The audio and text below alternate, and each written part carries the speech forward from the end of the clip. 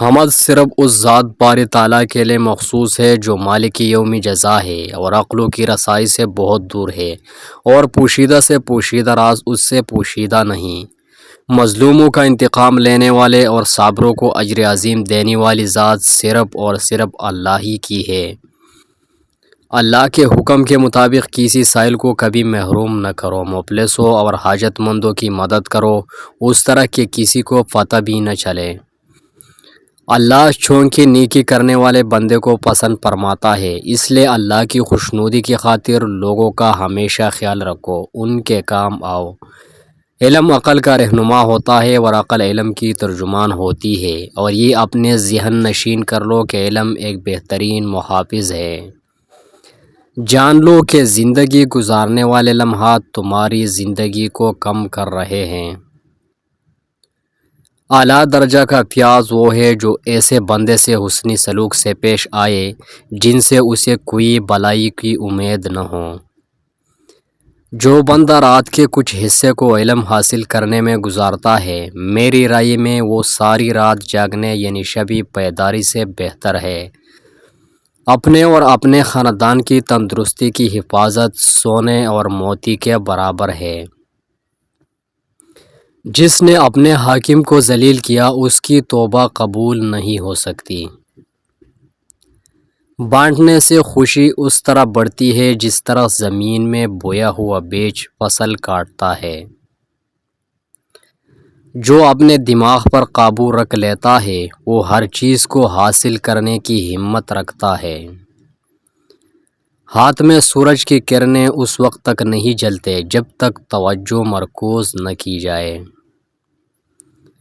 میں نے ایک بات جانی ہے کہ یاد فقط تکلیف ہی دیتی ہے، چاہے اچھی بھی ہو۔ اکثر لوگ زبان سے تلوار کی بولی بولتے ہیں اور دل چیر دیتے ہیں، اور چند لوگ اتنے پیار سے بولتے ہیں کہ آنسو تک روک لیتے ہیں۔ کبھی کسی ایسے شخص پر ظلم نہ کرو جس کے پاس فریاد کرنے کے لیے اللہ کے سوا کوئی نہ ہو۔ ہمارے اندیشے پر قریب آیا اور ہمیں ان اچھائیوں سے محروم رکھتے ہیں جنہیں ہم کوشش کر کے حاصل کر لیتے ہیں۔ کامیابی کے لیے خواب کبھی نہ دیکھیں بلکہ اس کے لیے کام کریں۔ انسانیت کو ناک کے بل چلانے کے تمام ذرائع میں سے اخلاقیات سب سے کارآمد ذریعہ ہے۔ نہ ہونے کا احساس سب کو ہے لیکن موجودگی کی قدر کسی کو نہیں۔ لنگڑے کے لیے یہ دانشمندی ہے کہ وہ اپنی لاٹھی دشمن کے سر پر نہ مارے۔ مصیبت میں ہمت سے کام لینا نصف کامیابی حاصل کر لینا ہے۔ اگر آپ ابھی تک عظیم کام نہیں کر سکے تو چھوٹے کاموں کو شاندار طریقے سے کریں۔ زندگی وہ ہے جو ہم آج جی رہے ہیں، کل جو جئیں گے وہ امید ہوگی۔ انسان دو پاؤں کا جانور ہے، اس کا ایک پاؤں تدبیر سے اٹھتا ہے اور دوسرے پاؤں کو اس کی قسمت اٹھاتی ہے۔